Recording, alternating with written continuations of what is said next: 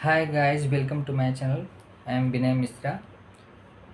Friends, आज मैं एक कहानी बताने जा रहा हूँ जो मेरी ही है और किस तरह से मैं एक जॉब की तरफ भागने वाला आदमी जो हमेशा जॉब की सोचता था, वो बिजनेस की कैसे सोचने लगा। वो कहानी मैं आपके साथ शेयर करूँगा। आखिर जॉब करना या बिजनेस करना हर किसी का अपना अपना चॉइस होता है, लेकिन समय क्या एक मांग भी होता है जिस पर आदमी को चलना पड़ता है। अगर आप समय के साथ नहीं चलते हैं, समय की डिमांड नहीं पूरा करते हैं, तो आप कहीं न कहीं पीछे छूट जाते हैं। क्योंकि लोगों की आवश्यकताएं बढ़ती रहती है, बदलती रहती है।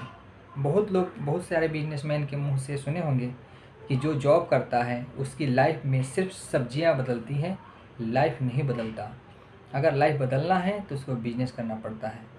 लेकिन जब बिहार में, यूपी में ऐसे जगह पर रहते हैं जहाँ का माहौल सिर्फ जॉब से रिलेटेड है, अगर आप किसी के पास जाते हैं, किसी से पूछते हैं, अगर आप मैट्रिक कर करके अगर इंटर में अगर जा रहे हैं, किसी से पूछते हैं, अगर आप सलाह लेते हैं कि आखिर आगे मैं क्या करूं, तो आपका परिवेश ही ये डिसाइड करता है कि आप आगे क्या बनेंगे। क्योंकि जब आप पूछने जाते हैं तो आपको बहुत कुछ पता नहीं होता है कि आखिर आगे मैं क्या करूं, क्या पढूं, क्या सब्जेक्ट लूं कि आगे ग्रोथ हो। और जब आपके आस-पास के जो लोग हैं, जिस क्षेत्र से होंगे, जो काम करते होंगे, वही आपको सजेस्ट करेंगे कि हाँ, आप ये काम करिए। अगर आपके आस-पास जॉब करने वाले व्यक्ति हैं जो 8,000, 10,000, 20,000, 25,000, 50,000 का अगर जॉब कर रहे हैं, तो आपको वही चीज़ वो भी सजेस्ट करेंगे, चूँकि वो काम करते हैं। अदर चीज़ अगर वो सजेस्ट करते भी हैं तो उनको शायद अंदाज़ा ना हो या उसकी जानकारी ना हो। अब तो खैर बहुत सारे चीज़, अब यूट्यूब आ गए हैं, नेट आ गया है, सभी के हाथ में मोबाइल है। बहुत कुछ लोग नेट के माध्यम से जान सकते हैं, लेकिन फिर भी सारे कुछ होने के बाद भी सारा ज्ञान मोबाइल में है, सब कुछ नेट पर है, सारा कुछ यूट्यूब में है, सब सीख सकते हैं। लेकिन फिर भी बहुत सारे लोगों को बहुत कुछ नहीं पता है।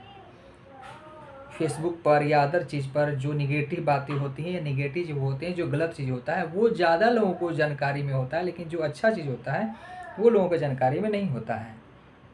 और बहुत सारे लोग ऐसे भी हैं कि नेट पर और यूट्यूब पर विश्वास नहीं करते हैं कि आखिर मैं करूँगा तो कैसे करूँगा, कोई बता के चला गया, वो मैं आगे इम्प्लीमेंट कैसे करूँगा।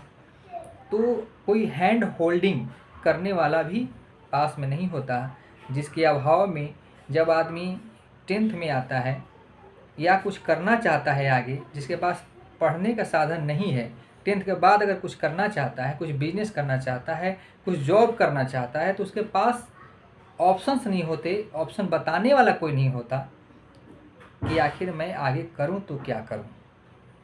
मेरे साथ भी ऐसा ही हुआ था। जब मैं मैट्रिक पास किया था तो मैं ऐसे माहौल में था, हालांकि मैं शहर में था, बहुत सारे लोग गांव में रहते हैं, मैं शहर में था। लेकिन जब मैं पूछा था तो लोगों ने बताया था टाइपिंग सीख लो, शॉर्ट हैंड सीख लो, कुछ ने बोला कि आर्ट्स ले लो, साइंस मत लो, कुछ लोगों ने कुछ कहा, कुछ लोगों ने कुछ कहा, और मैं वही करता चला गया। चूँकि मेरे पास कोई ऑप्शन नहीं था, ना कुछ जानकारी थी, ना कुछ लोग वैसे बताने वाले थे कि हाँ, मैं आगे करूँ तो क्या करूँ। और मैं समय के साथ बहता चला गया। समय ने जैसे जैसे करवटें ली, वैसे वैसे मैं आगे बढ़ा। मेरे भी सपने बड़े थे। मैं चाहता था कि मैं कुछ बड़ा करूं। मुझे लिखने में और गाना गाने में बहुत अच्छा लगता था। मैं बहुत दिनों तक राइटिंग किया भी, एल्बम्स के लिए गाने भी लिखे। कुछ एल्बम्स के लिए मैंने गाना भी गाया। जब कैसेट का दौर था, कैसेट चलता था उस समय। एक समय के बाद में जब लगा कि नहीं, मैं इसमें सर्वाइव नहीं कर पाऊँगा, तो कुछ लोग से सलाह मांगी। तो उन्होंने फिर वही बोला कि जॉब कीजिए, उसकी तैयारी कीजिए, और मैंने किया और मैं सेलेक्ट भी हो गया। तो आज का जो वीडियो है यहीं तक। एक नेक्स्ट पार्ट आएगा जिसमें आगे की मैं अपनी जर्नी बताऊंगा कि आखिर आगे मैंने क्या किया, कैसे जॉब किया, अभी क्या कर रहा हूँ, कैसे क्या हो रहा है। और आपको अगर सलाह लेना हो तो कैसे सलाह लें, कैसे चलें आगे, सब कुछ जानकारी मिलेगी। अभी के लिए इतना ही, फिर मिलेंगे अगले पार्ट में। धन्यवाद।